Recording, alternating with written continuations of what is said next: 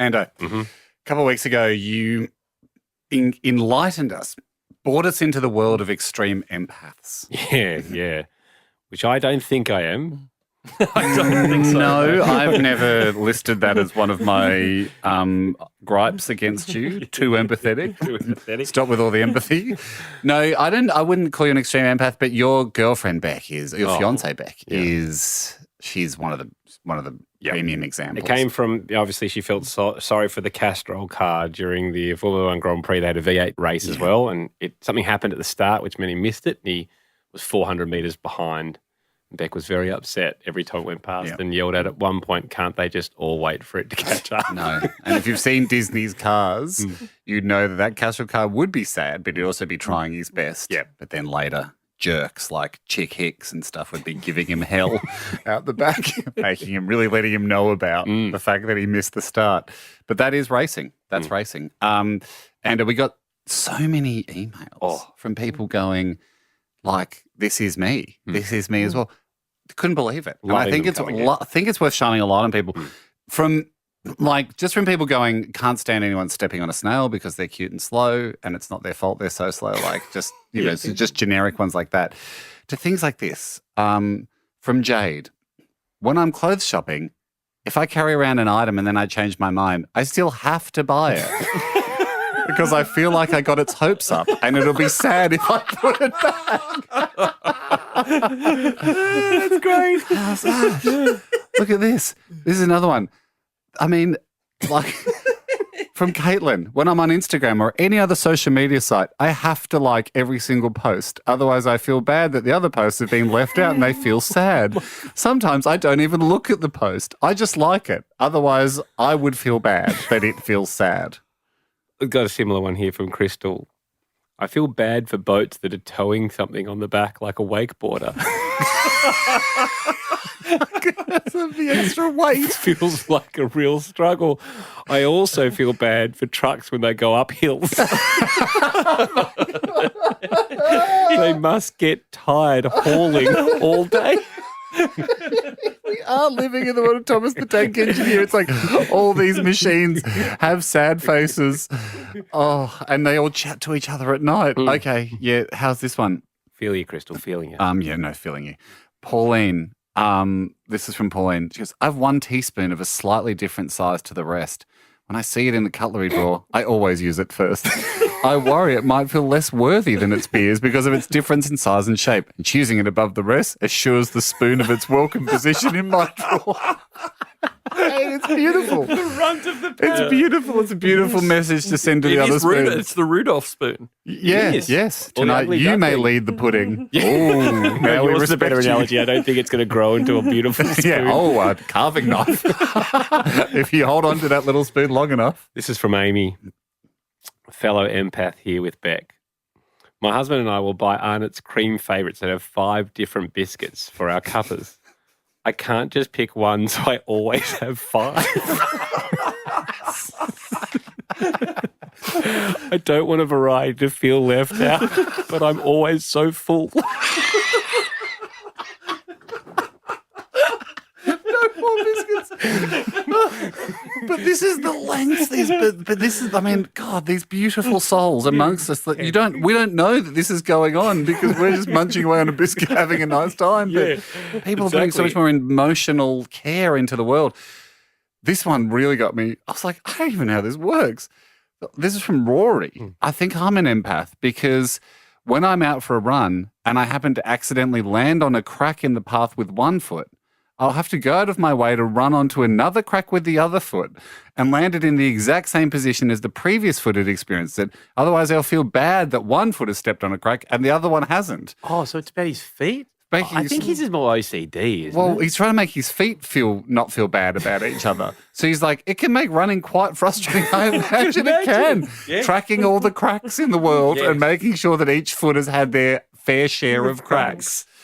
Is crack an advantage or is it? I don't know. I think it's more just like, I used to think of something, but I guess it's just the foot's had one. So they've had a different experience. And now the other foot share it with the other foot. Kayla nominates her dad as an empath. And look, it'd be fair to say, if we talk about genders, obviously there's all types. But but more females have written in for this. Yeah, we are seeing a few more girls. There's not tons of blokes writing for this. Her dad, he said, he will rotate his socks evenly through the sock drawer. He'll never wear one again until everyone's had a go. Really? Because he doesn't want them to feel... Doesn't want them to feel left out. Just wants them to all know that he cares about them. How could you possibly do that? I reckon I never do that. No. I have hundreds of socks because I go through spurts of worrying that I'll run out of socks. So I just have sock security is what I care about. Yep. Then I have almost like the mantle of the earth. I have like I have a very deep sock drawer and a layer that I haven't looked under for years. That may well have some of my favourite socks in it. But then about the 9 pairs I enjoy, they rotate around like topsoil. Yes. But as you dig down into the crust, you will find some of the ones from COVID that I bought. They're still in there. They're doing a very important job. They're holding up the topsoil. But I'll never dig down that deep. Ham, we had no idea of a rich vein of people that we're going to be kind of tapping into when it comes to extreme empaths. We talked about my girlfriend being extremely empathetic when it comes to people, which is probably nice. When it comes to object, which gets a little bit annoying. To just assigning human traits to objects. Yeah. I think the one that I brought up was that she asked me to go into the study to check whether her old laptop had finished transferring the information to her new laptop because she felt sorry for the old one having to teach the new one all the new tricks. Couldn't go and look it in the face. I'm so sorry I replaced you. Look, Ando, there are so many extreme empaths out there and we're the place to hear them. We'll be, I mean, are we empaths for then understanding what it's like? We're more of a repository. More on the fence. I'd love to be able to claim any kind of empathy from my side of the fence as the Tin Man, as my sister called me. But yes, I don't think I'm quite in that category, but I do love hearing about them. They're out there. Mate, it has been a flood. What have you got? I'll kick it off with Sarah here. I like to water household plants with lukewarm water. I don't want them to feel too cold. God, it's probably not good for them. No, I think actually plants like colder water. I watched something recently that said put ice blocks in. Yeah, they grow up outside where it's all cold. They're not having showers. They're drinking. This is great. This is from Cassie. Can relate to Beck's struggles. Whenever my partner separates a bunch of bananas at the supermarket and leaves one its own, I always go and get it to match it up so it doesn't lose its friends. You'd be like, oh, we got 4. No, we only need 3. No. You're coming with us. Exactly. Coming with us. And, or she writes, or I go and put it with another solo banana. So foster it out to another banana family.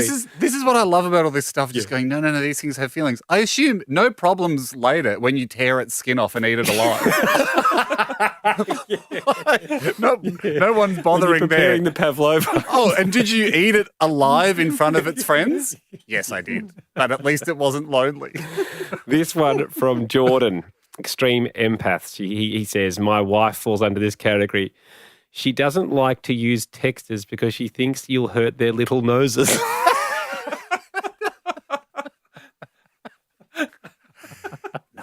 Which now when I delete a text, I look at it and think I am using its nose. Jamming its face into the page just so we could make a shopping list. Its own list. mucus coming out and hopefully the nicest colour available. I mean, there's so many here. Here's another one. Okay. This comes in from Darren because he's an extreme empath. He says, I find when I pull commonly used dishes from the dishwasher and then I use them immediately, like I've got a few of those bowls where I'm like, you're perfect for, yogurt. I use them immediately. There are a few that never seem to get a rest. So like your favourite dishes. And I always hear them in my mind saying, oh man, give me a break. I just got clean. Can't I have a bit of downtime?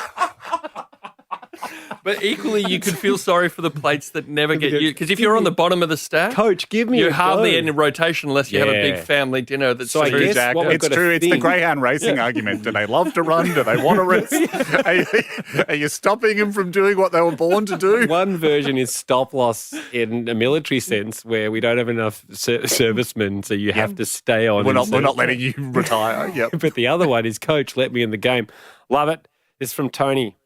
I once said sorry to my car for parking it on a steep hill overnight.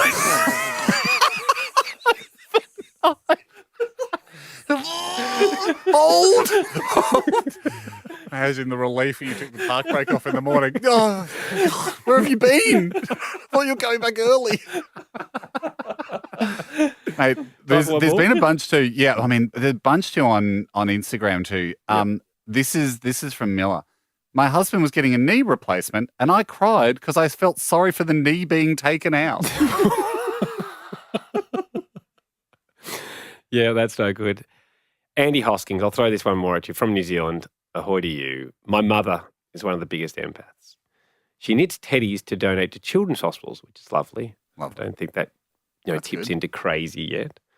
She makes many and sends them all as a big bunch, but when she finishes one, she feels bad for it, so she knits them a bed and a blanket to keep them warm until they're sent off. So sweet. That is lovely. That is lovely. I got one to juxtapose that with.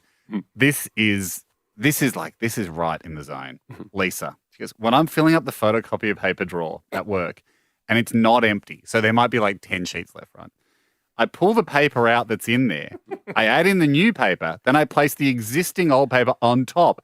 It's not fair that they have to wait another 500 sheets to get their go. It's like a water slide. Can't just have someone cut in 500 people, corporate event, cut in front of me.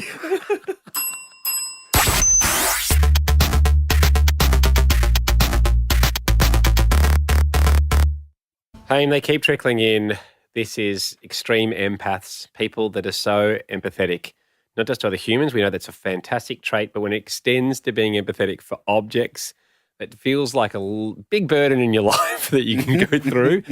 And hopefully we can get it out on this show if you send them in. Just to let you know, you're not alone as an empath, because we can tell that you feel things very deeply. That can often be a superpower, but as you say, Ando, perhaps there is a line where it's too far. This one came from Nina. She said when she was during pregnancy, it certainly extreme empathy came out with her for objects. So I can understand that being the case, emotional highs and lows. She says, when I was pregnant, I was at a nice restaurant and I noticed everyone was using the salt but not using the pepper as much. Oh no, what if my baby's the pepper? Yes. I immediately started crying. When my husband asked what was wrong, I said, I felt like it's bullying to invite the pepper to dinner, then just ignore it the entire time. Good. We got a lot about robo vacuums, like Roombas and stuff, which I suppose it makes sense because it's sort of one of those things in life that has a bit of a personality. Yes. I know a lot of people name them and stuff when they've got them. Like there's a couple that came in where people were talking about like they don't like to overwork it, like where they just like come on, like let it have the weekend off kind of thing. Yes. There's that, and then one person in the relationship maybe feels stronger that they need to like rest more than charging their batteries, but more just get some time to themselves. This is from Jacob though. This is one step above that, I reckon. He goes, my mum has got a robotic vacuum cleaner that goes around the house on its own. Mum feels bad for it that it has to do all its work by itself, so she follows it around and turns the lights on for it. It goes into, when it goes into new rooms, so it doesn't get lonely and scared. So I think it is like, sure, clean the house, but doing it in a dark room, no one should have to work through that. I love that. This from Ava. Her dad loves guitars and has about 7. He alternates between each guitar to avoid jealousy issues, which I like the idea of. She says he keeps 2 guitars in the separate rooms, and there's one in the study and there's 2 in the shed. But he'll constantly go out and rotate them again to avoid jealousy issues with the guitars. So good. Why spend the time? They'll be okay. But Jack, you'd have more than one guitar. I do, and the Yamaha, which I love, but it's hanging up now as more of a showpiece, so I don't play it as often as the acoustic guitar. Right, where's it hanging? It's hanging in my office. Oh. As a reminder to just sometimes slow down and appreciate the good things in life. Don't always be in such a rush. Is it in shot when you're on a Zoom? It is in shot in the background when I'm on Zoom, but I don't remember being purposeful about that. But I don't remember. What a great answer to the Senate subcommittee. Yeah. I don't remember being purposeful about that. Were you hoping to get sent free guitars? I Can't remember being purposeful about that. This is from Samaria. She writes, I've always felt sorry for flies that get stuck in the car and then you let them out and they're completely lost. Millions of fly kilometers away from their home and friends and family. That's fair. I often wonder about this. I don't think this is being an extreme empath, but when I go to take the rubbish out and you lift up the bin, like I lift up the green bin lid, flies will fly out, right? Like sometimes several flies will fly out. And I'll be like, do they want to be in the bin or do they want to be flying around? Like, was that a fly making a huge mistake leaving the bin, or have I released one that thought it was going to die in there? Because they're essentially trapped, but they love what's in there. Trapped in paradise. Yes. Trapped in Willy Wonka's chocolate factory. Yeah, but it's nice to have a bit of fresh air. But they don't want flies. They don't want. They eat shit. They don't want fresh air. True, they may have hatched in there, so they might not know any different. In which case, it would be a severe downgrade. Yeah, they'll leave that. That's like that utopia.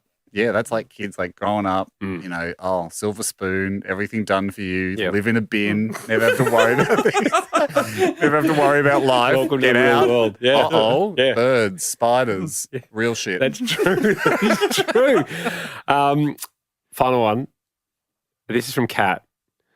As a kid, I used to park my bike at school next to the one that was the same model so it could hang out together and find things in common while I did the school day. I'm not hanging out with a tricycle.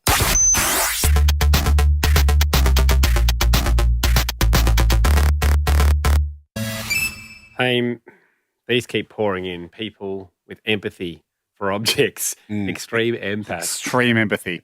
Someone asked on at Hamish&AndyCompilations, hey, can we get an opener for this segment? Because we get excited to see it. But yeah, we've been doing it for a couple of weeks now, so it probably deserves an opener. And we thought, what song should we use? Well, in the spirit of extreme empaths, if we pick a song that we go, yeah, that can be the opener, won't all the other songs in the world feel sad that they didn't get picked as the opener for extreme empaths? So we asked Marshy here, could you make a short couple of second wall of sound that's all the songs in the world? So they all get included in being in the opener and no one feels left out. So let's do it. It's time for extreme empaths. There we go. So hopefully we don't have any sad karaoke versions of songs sitting on the bench going, what about me? Ando, I'm going to kick this one off. Shelley Walsh. She's an empath. She says, look, every morning when I take my vitamins, I get the vitamins out of the jar, but I close the lid of the jar first before I swallow them. So the remaining tablets won't see what's eventually going to happen to them and they don't have to live in fear. So it's for the rest of the tablets to go, maybe there's a better life outside the jar. Maybe great things are ahead. It's so many, there's so many conflicting. I'm so fascinated by the logic that people face when they're like, they add these feelings, these little, food, stuff that we're going to eat. Where it's like, do they want to be eaten? Is it their destiny? Are they born to do it? They want to be chosen or are they just can't believe I'm in this situation where I'm going to be eaten by a bigger animal? Makes me laugh a lot thinking of a B vitamin, which is for stress relief, sitting there stressed the whole day that it's going to be eaten. This one coming from Tess. She said a friend of mine's an extreme empath.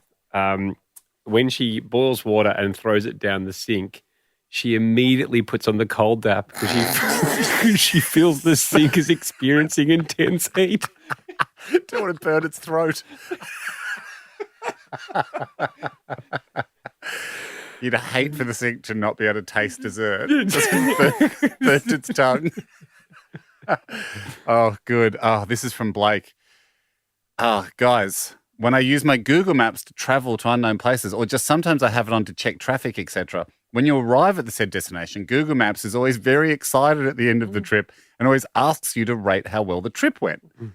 I feel really bad when I end the trip before I arrive at my destination because Google will never know how I felt and will never know if I enjoyed my trip or not. It eats me up sometimes inside for days. Wow. Anyway, love the podcast. It's an interesting one. Could be the only case ever of someone worried they're not giving Google enough information. Yeah. Like I'm worried I'm not giving Google enough data.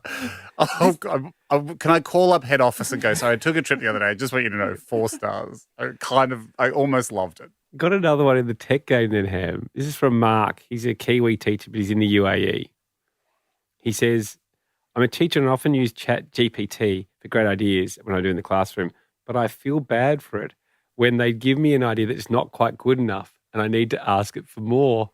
I always feel like I'm inconveniencing Chat GPT. So when I need another answer, I'll type something like, I really like that idea, but can I have one more just in case?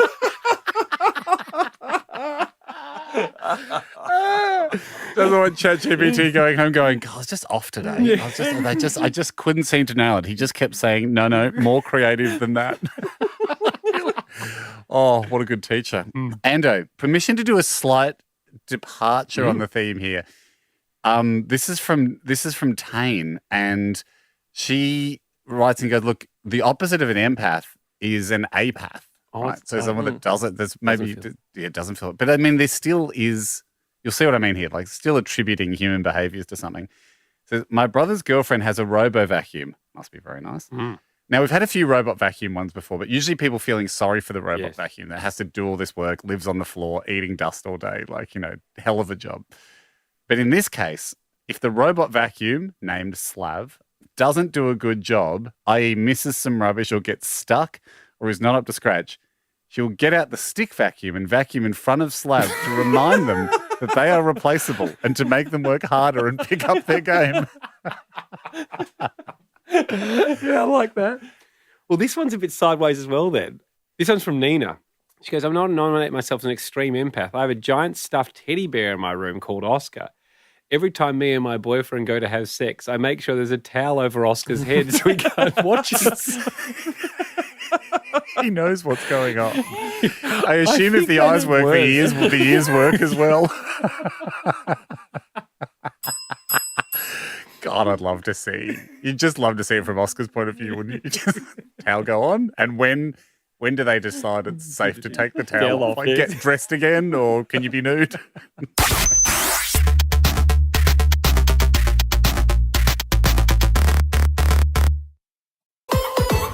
And it's not a can of worms, it's a can of feelings. It's a can of feelings we've opened on this show with extreme empaths. Yeah. And, we'll stop reading them out when they stop rolling in. But the quality just remains so high. And she started this for us. The original. There's a lot of like-minded people like her. We've got to open it for it, in fact. Let's do it with all the music in the world. Not leaving any song out. We're not leaving any song out. No song can feel sad. And this actually comes in from I've got an audio recording of an empath. Oh, great! Fun fact: listener of the show and Aussie legend, guy called Lachlan Morton. Lockie Morton. He's a mate of mine. You might not be aware of him. He's currently, people in cycling will know who he is. He rides for EF, Education First, the pro team. But he's currently trying to set the record for fastest lap of Australia. I've seen this guy. Yeah. Unbelievable distances. Like, the numbers are mind-blowing. He's doing between 400 and 500 kilometres a day. Wow. On the bike. And so that obviously car gets tired doing that. And he's not feeling sad for his bike. No. His bike loves it. I guess his attitude towards the bike is it's like a sheepdog. Loves to run, loves to get out there. Started, if you can visualize this, I think it was around Newcastle-ish, and he's going anti-clockwise. So it's been going up Queensland, across the top, into Western Australia now. But obviously, like, you spend a lot of time on those roads up there. You run into road trains, and he sent me this audio recording. He's obviously listening to the pod, so shout out to Lockie on the road. He sent me this audio recording with being an extreme empath in mind. I've developed a strange empathy for the road trains when they're stopped at night on the side of the road, like sleeping. In my head, it looks like they're sleeping, and I try and make as little noise as possible and turn my lights down so as not to wake them up, because I know how hard they're working during the day. Anyway, I'm not an overly empathetic person, but I feel for the big road trains when they're asleep. I know how hard they're working. They are, though. He's out there on there. He sees them zooming And back Cars and forth. did this to us. There's certain movies, like I now feel for Cars more than I did just because I've watched the Sure, I mean, you look at Mac animation. and what he has to go through and how good he is to Lightning McQueen. Brilliant luck. Good luck with that. Haim, this one, I want to kick this off with a girl called Jessica. Great. And she's got a great story about him being an empath, but there's also a side story, which is exciting. Yeah, great. Hi, guys. The Mr. Bean you discussed a while back is my dad. Oh, great. She said, we're proud Mr. Beans, and yes, people giggle at our name all the time. Happy to help. So this is Jessica Bean. She said, whenever I go to the ice cream shop, I order the flavour of ice cream that has been least selected. Now, I'm all for being empathetic, but you don't mess with an ice cream order. There's That's a reason the one it has you to be avoid chosen. because you're like, well, obviously it's unpopular. It's natural selection at work. I mean, sometimes they do replace a tub. You know, Yeah, like true. so, You could be so getting the most popular. If you ever see a full chocolate, it hasn't been left behind. Is what I'd say to that's Jessica. a replaced tub. Yeah, but if Very she's good call. there in some kind of weird pistachio land or whatever it might be. How's this? Ando, this is from Mia. I saw a kookaburra the other day and I was admiring it. So far, so good. As I got closer, I realized it was actually a crow, but I felt so bad for it being disappointed that I tried really hard to keep admiring it.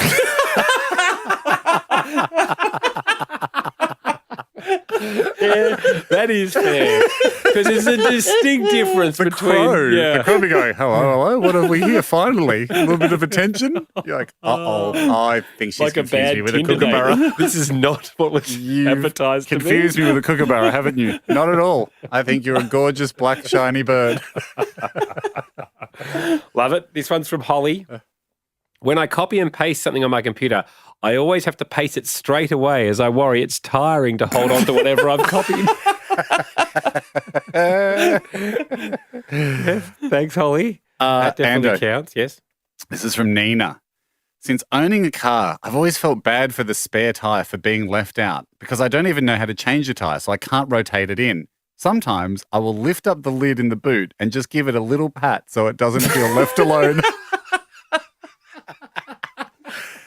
Very much appreciate you. Yes. If only I knew how to substitute, you get a go on the field, but I don't. But we appreciate the work you put in. Love it. This one's interesting, Ham.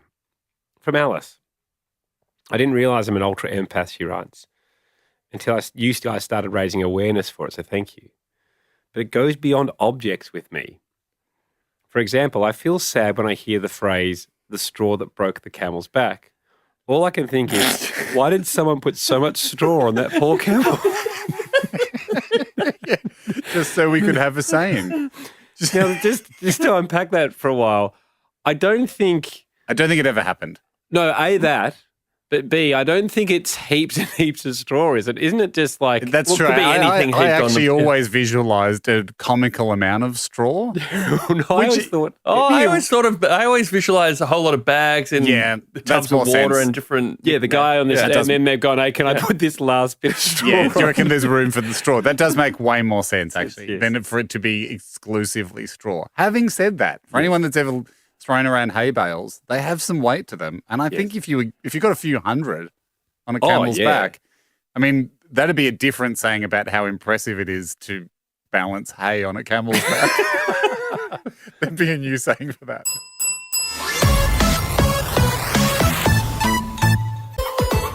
And the list, this list continues to grow. Just when you think, okay, I think we've covered everything in the extreme empath world. Yes.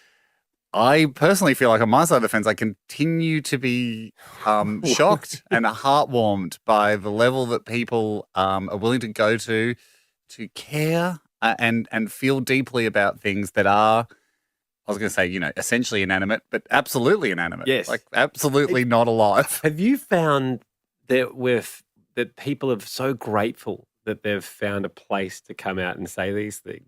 Totally. And they've Because found a it's a community. lot of care. It's a lot of care to carry around. Like there's a huge amount of care and worry, really. A lot of it's due to worry. Like they're worried that, socks are sad or whatever it is. So it's a place to share with other people. Like, hey, this is a worry that I've been carrying around, and it is a safe space. But it's time to do another batch of Extreme Empaths, and the opener that we have, if you've not heard it before, is usually we like to do a little funny song. We thought, what if all the other songs feel sad because they didn't get picked to be in the opener? So now here is a small sample of every song in the world played at once. Very soothing. Nice. Mitch Hawkins. Okay, go. Kicks it off. Extreme empath here. When my girlfriend, he's the extreme empath. When my girlfriend and I are watching TV, I will always wait until no one in the show or movie is talking before I pause.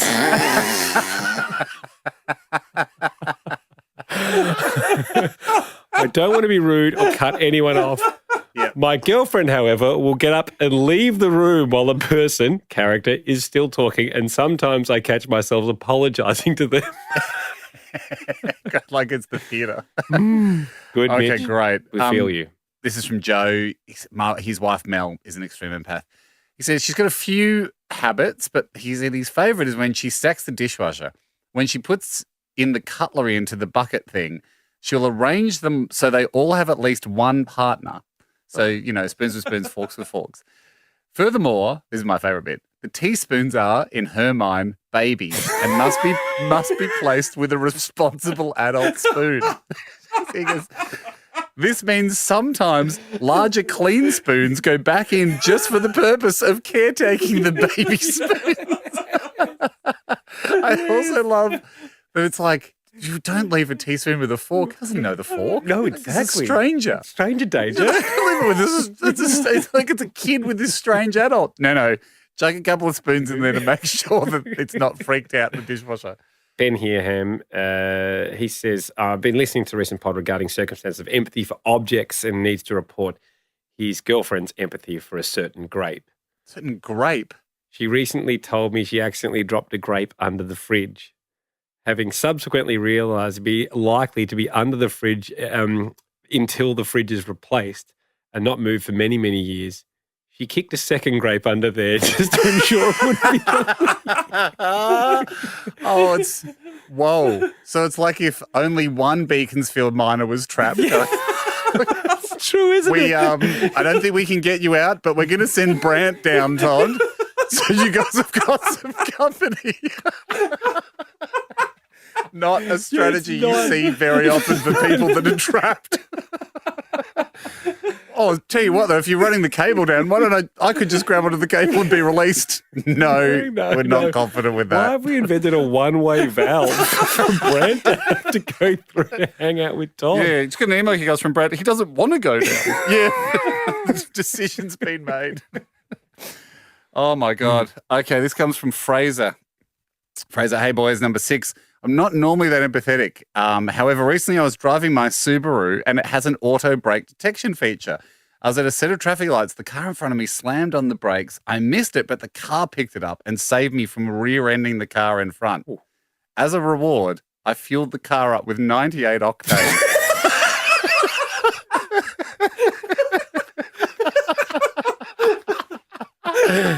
No, she never gets anything more than 91. Very common man to be. So it was a big treat.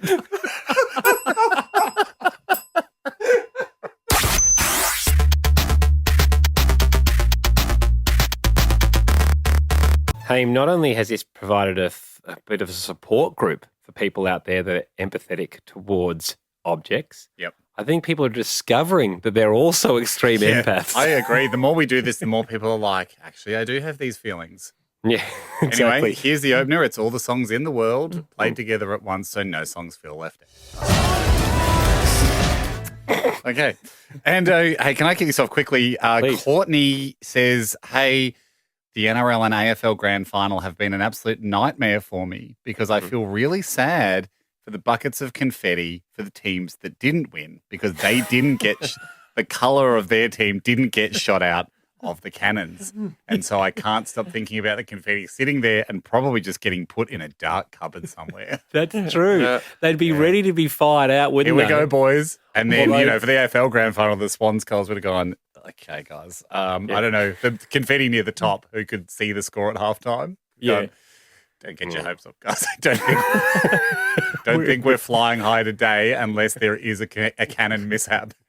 And they make a whole lot of merch so that you can buy merch straight after the game. Heard So there that would have too. been, for the AFL Grand Final, for example, there would have been a whole lot of Premiers Sydney 2024 I heard that- T-shirts and caps that just, I don't know what they do with them. Do you know what I heard? I heard they get donated to charity, and so same with Super Bowl merch for teams that don't win. And so then there are like pictures I saw at one time, like doing the rounds, like in developing nations, there are like kids wearing all the non-winning jumpers. So it's like, The factually inaccurate. like, Patriots win Super Bowl 48 or whatever. If they didn't win, they've got all the merch on. Interesting.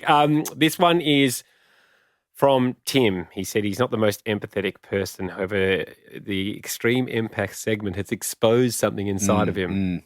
As part of a house renovation, I installed a new external-internal door handle. So a knob on both sides that are the same, but obviously one sits on the inside, one sits on the outside. Yep. Like just a door handle. Is that what we're saying? they're mostly Most like that, but sometimes, I think he make it clear that sometimes you can just open from one side, or sometimes there's a different door handle on the inside to the outside. Depending weatherproofing. Yep. Okay. Yeah. Okay. Every time I come to the door from the outside, I think of how cold it must be for the outside handle, and how jealous it must get of its brother who spends all its time on the inside. Laughing at him through the little square hole. Yes. It seems so unjust that one handle gets central heating while the other one gets frostbite. Yeah, that could make sense. This is one where we're like, okay, this is from Amberley, and you go, these are the times when I go, if you think this way, it just must be so fatiguing all day, right? The energy. So I empathize with her empathy. She said, look, I didn't know I was thinking like this until the pod came out. When I'm hanging my washing on the line, I'm very conscious of how much time my clothes spend together in my closet. I like to hang items of clothing next to an item that they might not have had the opportunity to interact with due to the proximity and the geography of my wardrobe. Yeah. And in case they're sick of being with the same clothes all the time. So, leggings and leggings. You'd be like, well, why don't you go and meet the hoodies? However, I always make sure to hang a familiar friend close by. Just in case they don't like the new matchup I've given them. Layers on layers on layers. That's amazing. Actually, Like I do dancing prefer. Everyone has to dance with everybody. But at the end of the Make sure you day, meet. Come back to your sometimes pal. it's nice to be close to another leggings. They understand what you're going through. Hey, this is from Rob. My wife and I ordered a new couch. She was 8.5 months pregnant when it arrived. My heart honestly broke that the old couch wasn't going to get to meet the newborn baby. Yeah. Brutal. Yeah, brutal. This is from Ben. Hey guys, my ridiculous extreme moment of empathy is when I'm watching something, a movie, a show, YouTube, and I need to go to the toilet or get a drink. I never pause it. What? Yeah. Listen to this. Because we've had people that never pause when people are talking because they don't want it to be disrespectful. Don't interrupt. No, this is for something else. I never pause it in case the ghosts or spirits that may or may not be in the room with me enjoying the viewing experience get upset. Wow. I would hate it if at the cinemas the technician paused every time someone else went to the toilet, so I passed the same consideration on into the presence of the possible supernatural. Wow. It grates my missus no end. Yeah, I reckon it would. It would, yeah. Hey. Because she needs to go to the loo. Can we pause it just for the living? No. Can we forget about the ghost rule? Love it. It's from Lockie. Is it just me, or does anyone else feel upset whenever you think about February and how it's the shorter of the other months? Yep. I really look forward to leap years because February gets an extra day closer to its brothers and sisters. I think the Gregorian calendar should be updated so each year a different month gets stuck with the 28 days. How confusing would that be? All right, lastly, quick final one. Sorry, on that. Just people wouldn't have birthdays. So anyone born, say if you were on rotation, I suppose it's only once every 12 years you miss your birthday. Yeah, it's still complicated. I mean, it's still explaining complicated. the rule to why we need this, explaining by going, this is why we need this rule. That's tough. Yeah. Quick one here from Lockie. Every morning he commutes on the train to work with Sydney's new metro. He Because at a connecting stop, most people in the train change to the brand new, faster, more modern trains. Out of sympathy, I typically stay on the older and slower train so it doesn't feel bad about itself. And I get that. I reckon, again, we've had this with cars and trains. Yeah. It's because of Disney's Cars and because of Thomas the Tank Engine that I would have absolutely hazard a guess that Lockie grew up watching Thomas the Tank Engine. Well, I'll just throw this one in the mix then to see if this relates to that story and you being a cyclist, whether you feel about this. This is from Tony. About a year ago, I was allowed to get a new bike. I don't know why he was allowed to get one. I but do, 100%. You do? Okay, because he's married. And he probably already has 2 bikes. The old one as a backup, and his latest one that he might have been probably had for 5 to 10 years. And from year 5, he would have been going, "Can I get a new bike? Can I get a new bike?" Right. And they are impossible to justify price-wise. All right, and you've also probably got hanging space. You have to. I imagine be one out and the other one in. You don't. I mean, bike people just there's a joke that like N+1 is the number of bikes you should have, where N is your current number of bikes. So you're always looking at more bikes, and there's just no. It's explaining to your significant other why the bike is good value at that price is like when girls trying to tell you about the cost of handbags or shoes. Yeah, okay. Yeah, there's just no way you can cut this to represent good value. About a year ago, I was allowed to get a new bike. We understand why now. As giddy as I was, I gave my riding buddies strict instructions not to mention the new bike in front of the old bike before I'd had a chance to broach the subject myself. I do get that. I get that. Yeah, you feel sorry for the old steed.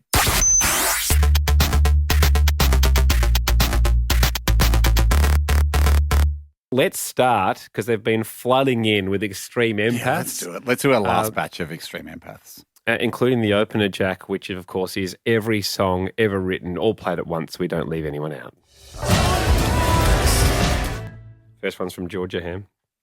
Extreme Empaths, Uni Edition, she writes. Cool. Writing in because as soon as I heard your recent segment on Extreme Empaths, I knew I'd found my people. I'm currently studying psychology at uni, and I often find myself feeling bad for the people who get thrown in the et al. Part of the citation. Yep. Why should the person at the front get the credit all the time? Because of this, I often risk getting marked down for inaccuracies in my reference list because I will shuffle the names around and let other researchers have a turn before at being the most important. Furthermore, if I'm using the same reference multiple assignments, I'll give each researcher a go at the front of the et al. That is very intricate. That is a good one. Jack, do you know what that's referencing? I don't know. I'm assuming it's like et cetera, is it? So Joe Blogs and if there's if there's like 5, because what did you do at uni? No, I went to TAFE. Very successful. I only hung in there. It's okay. I only hung in there for 2 years. I didn't know. I thought it was you trying to pull the rug out from under me. No, I was happily TAFE educated. We do have our guards up late in the year. Jack punched me. No, I'm just saying I hung in there for a couple of years at uni. You do have to do this in uni assignments where it might be like, post Lee and Blake did this paper. And then when you cite them, when you put them in like the reference, you just have to go post et al. Yeah, and the other guys get swept in. That's a bit pointless then, isn't it? Well, it just allows you time saver to save time. Yeah. I think then like why put any names on there? Because you need to cite references. You are meant to cite your references, although it's a good question, Jack. For any of the things that me and Andy wrote at uni, irrelevant to put the names on. They were often made up references anyway. Yeah, I immediately looked at that system and went, "There's no way they're checking this. Just put anyone down." McFarlane et al. He's done it again. Sorry, Em, you go. Okay. I mean, this is a great extreme empath. Comes in from Emily. She recently learnt that only female mozzies bite. Right. And so she writes, and I learned that they do so only to get nutrients for their children. So sometimes if I catch a mozzie mid-bite, I won't smash it or brush it away. I think, oh, well, you're already there. It's going to itch anyway. Might as well let you have a good drink while you're at it. Love it. This is from Holly, extreme empath. My friend will not fully fill her petrol tank as she worries the car will feel bloated. Really good. This is from Jess. I caught my friend Lexi quietly crying the other day. And when I asked what's wrong, she held up one of those mini paper clips that's half the size of a regular clip and said, he's too young to be working. A common trap you see with extreme empaths is thinking that the small version of something is the baby. The baby version. Like the teaspoons are the babies of the spoon drawer. From Ali, extreme empath. Whenever I'm using the Office shredder and I put too many pages in there, so I hear it slow down and struggle, I apologize. And I make sure I only put a single page in for the next couple of turns to give it a chance to catch its breath and recover. Gotcha. Active rest. This is from Big Az. I think it's around once every week, my wife will remove all the magnets from the fridge for a full day to give them, quote, a little break. Give the magnets a break? Yeah, give the magnets a break. Okay. I think she must think they're just hanging on so tight, like you don't want to fall off the cliff. Like free solo. Yep. During summer, she'll do this every few days instead of weekly, insisting they must be getting exhausted in the heat. Luke in the UK, extreme empath. Ahoy. Here in the London Underground, you occasionally hear the computer announcer say, the upcoming station has a short platform. I always feel sorry for the station with the IP, inferior platform. This is great. This is from Julia. Last one for me. Julia, she's from New Zealand. Because I'm not sure if this puts me in the same category as extreme empaths, but I think it does. I find myself doing this every week when I clean out my guinea pig hutch. I make sure I always put newspapers showcasing a happy story or even a Sudoku at the top of the bedding pile, just in case they want to give it a read. Gusto to all. Gusto. Keep them coming in over the break, everybody.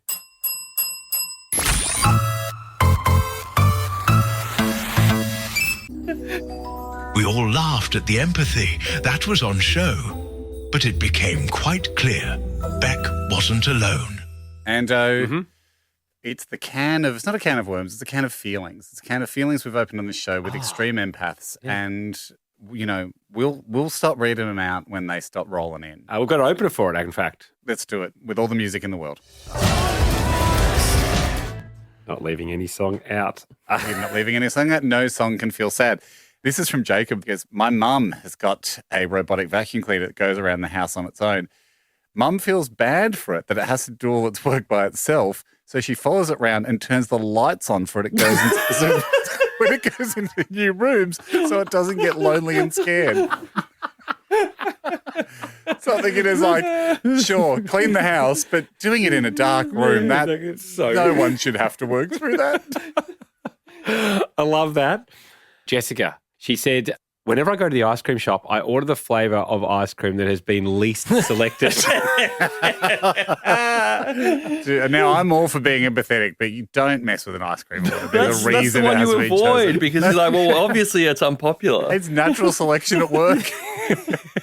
I mean, sometimes they do replace a tub.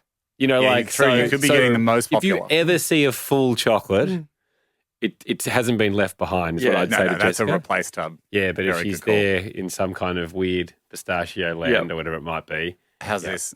Ando, this is from Mia. I saw a kookaburra the other day and I was admiring it. So far, so good. As I got closer, I realized it was actually a crow, but I felt so bad for it being disappointed that I tried really hard to keep admiring it.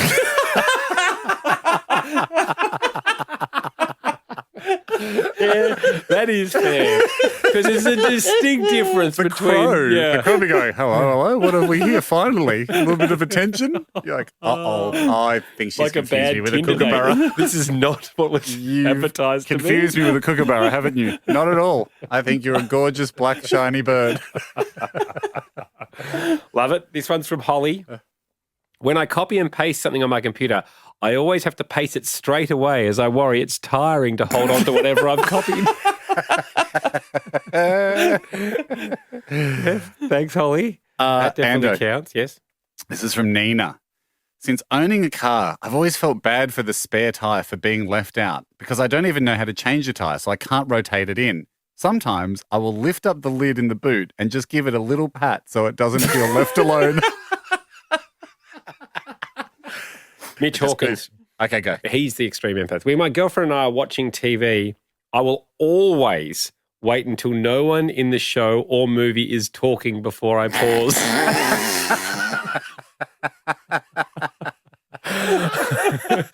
I don't want to be rude or cut anyone off. Yep. My girlfriend, however, will get up and leave the room while the character, is still talking, and sometimes I catch myself apologising to them. Like it's the theatre. This is from Samaria. Mm-hmm. She writes, I've always felt sorry for flies that get stuck in the car and then you let them out and they're completely lost. Millions of fly kilometres away from their home and friends and family. That's fair. This is from Kat. As a kid, I used to park my bike at school next to the one that was the same model so it could hang out together and find things in common while I did the school day. This is from Joe. His wife, Mel, is an extreme empath. He says she's got a few habits, but his favourite is when she stacks the dishwasher. When she puts in the cutlery into the bucket thing, she'll arrange them so they all have at least one partner. So, spoons with spoons, forks with forks. Furthermore, this is my favourite bit, the teaspoons are, in her mind, babies and must be placed with a responsible adult spoon. He goes, this means sometimes larger clean spoons go back in just for the purpose of caretaking the baby spoons. I also love that it's like, you don't leave a teaspoon with a fork. Doesn't he know the fork? No, exactly. It's a stranger. Stranger danger. It's like it's a kid with this strange adult. No. Chuck a couple of spoons in there to make sure that it's not freaked out in the dishwasher. Ben here, Ham, he says needs to report his girlfriend's empathy for a certain grape. Certain grape? She recently told me she accidentally dropped a grape under the fridge. Having subsequently realised it'd be likely to be under the fridge until the fridge is replaced and not moved for many, many years, she kicked a second grape under there just to ensure it wouldn't be done.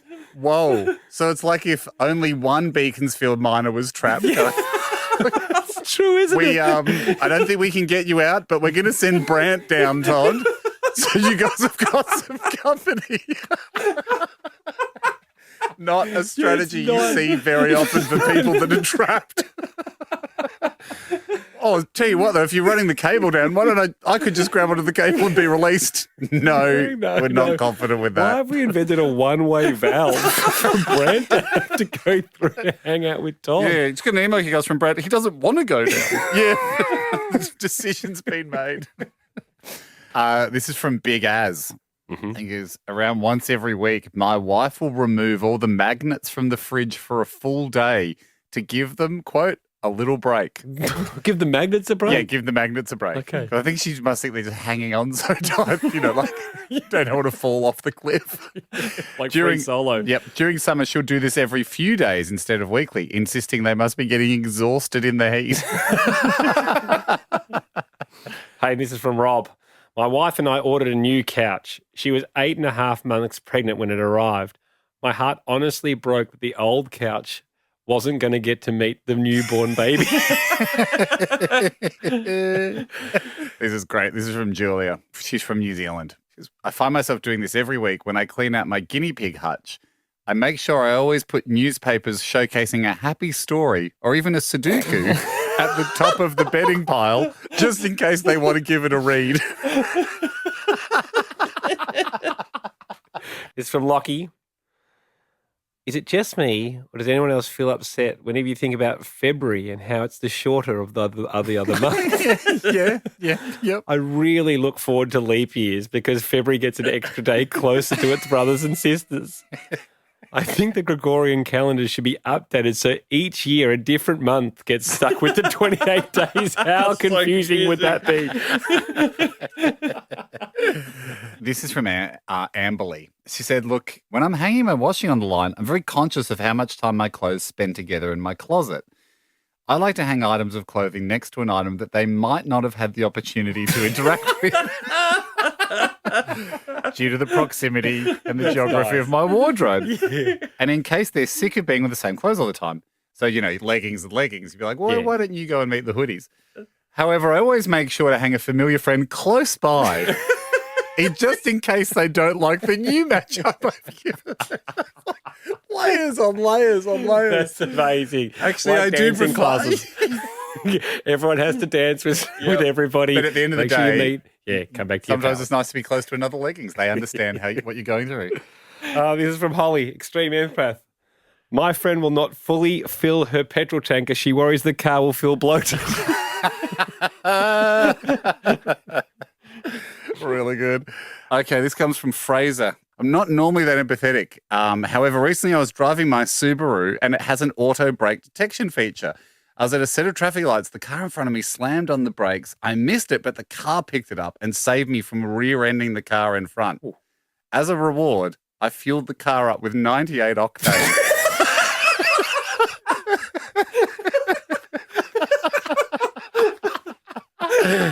No, she never gets anything more than 91. Very common man to be. So it was a big treat. So empathy had become what the show was more about. But not in every situation, as Hamish pointed out.